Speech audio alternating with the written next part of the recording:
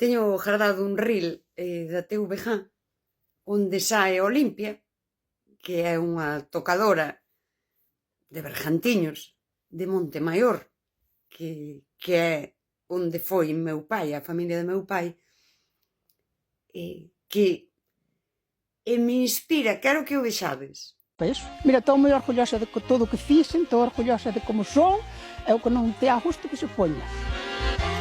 Acordoume porque xusto hoxe, pola mañá, agora estaba pensando que se eu morrese, hoxe, mañá, pronto, que estou moi satisfeita. Que teño un pouco esa sensación que eu oínlle moitas veces ás mulleres. Moitas mulleres vellas, que eu sempre falei moito con elas, oínlles dunha maneira ou outra dicir isto.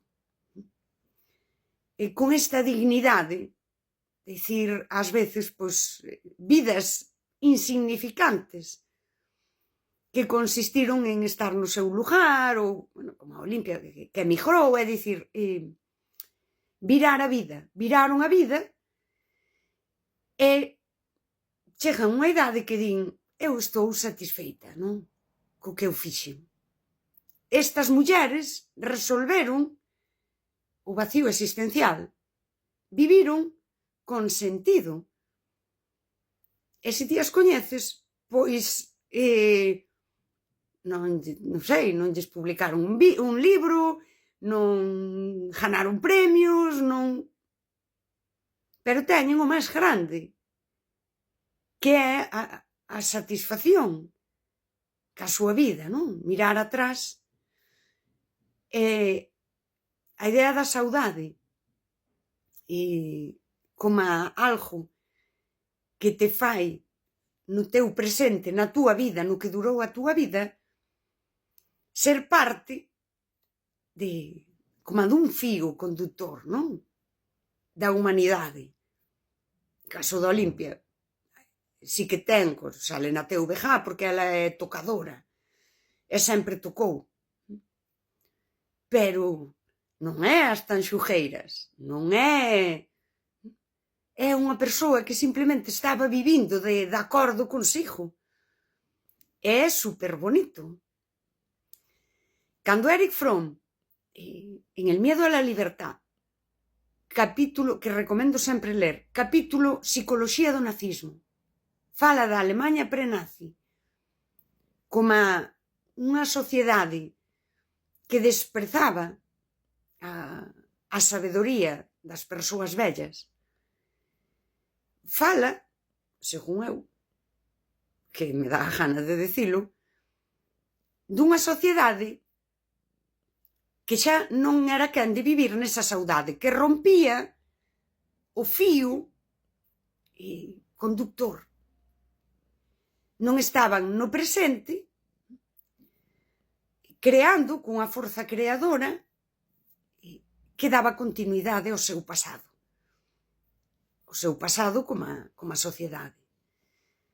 Eu aquí, no contexto de Galicia, eu que o digo, si que teño un sentimento nacionalista, que ademais dis como non vas ter. Non, como non vas ter un sentimento de que aquel lugar onde ti vives é o teu lugar e ti tes que resolver a túa existencia nese lugar. Eu teño que resolver os meus problemas existenciais en Galicia. Tal é como isto me foi dado.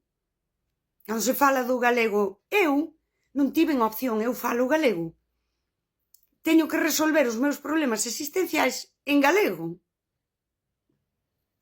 O nivel máximo de ontoloxía a nivel lingüístico é que eu os meus problemas existenciais pensos en galego. E pensos aquí en Galicia. E miro estas señoras toda a miña vida, non? E ainda que eu nunca o puxen en palabras como neste momento, eu son a continuidade. No meu presente, a forma na que eu decido vivir e resolvo a miña existencia é a continuidade de tantas mulleres que dunha maneira ou outra eu lles escoitei estou moi contenta. Ai, se morro mañá, vou contenta, porque eu loitei pola vida e fixen as cousas, e non é que foron perfectas.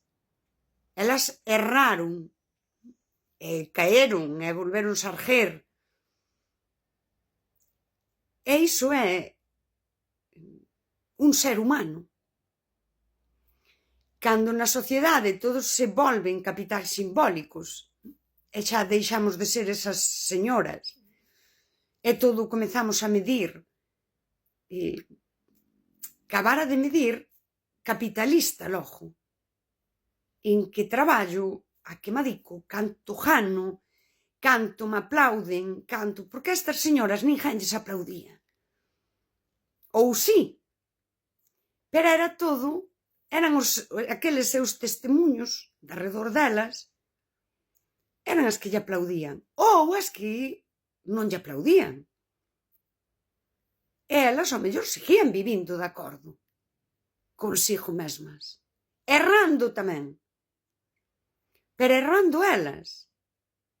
É moi bonito. E sí que en Galicia, cando penso desde ese sentimento nacionalista, hai unha rotura moi grande hoxe co pasado.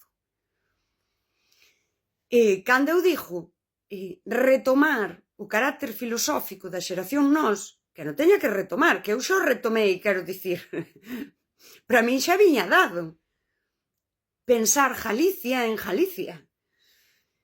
E hai unha cousa que eu sempre boto en falta. A produción de pensamento galego, non sei, que teña outra proxección. Os meus referentes sobre estes temas así máis íntimos humanos siguen sendo esas señoras. Sí, despois lín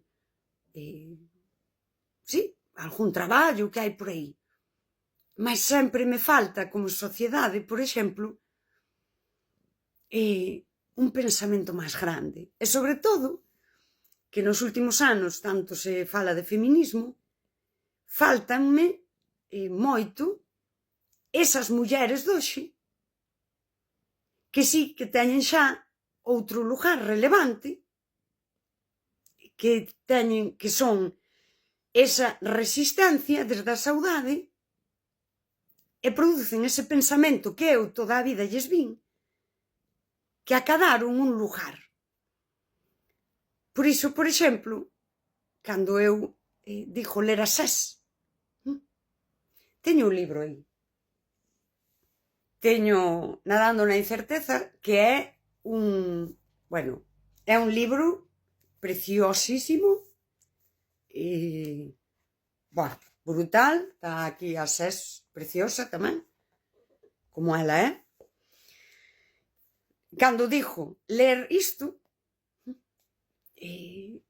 ou pôr en valor ese pensamento de Sés, porque eu creo que ela sí que é, ainda que eu estiven enfadada con Sés, que isto non lle importa a nadie, eu creo que sí que é unha muller que ten eses valores nosos, non galeguistas en sí, eses valores humanistas que nacen en Galicia, que é esa señora que di, pois eu estou moi orgullosa do que fixen, e que non te a justo que se poña. E creo que fixo un camiño, para min, bastante interesante, que é, foi acadando a relevancia sen adhesións instantáneas e espectaculares. A min sí que me parece que ten voz propia. E creo, ao mellor equivócome, que en xeral romantízase a súa música e o que ela fai. Romantízase. E non se lle dá, como eu creo que se lle debía dar, ese lugar de señora referente De que isto estou eu aquí no meu lugar facendo o que a min me gusta. E imagino eu, non o sei, nin o saberei nunca, supoño, que non é fácil nunha sociedade como a galega na que ti podes acabar sendo un símbolo político. Que non sei como explicarlo. Pero eu sei, creo que a se me entende. SES pode acabar sendo un símbolo político no que non se profundice na súa creación de pensamento humanista, existencialista, feito en Galicia, en galego, e ademais por unha muller. Non o sei. É unha cousa que penso moito. Porque ás veces impresióname como ten cancións que incluso che piden bailar, sí? Pero que teñen tanta filosofía aí que ás veces digo eu, non?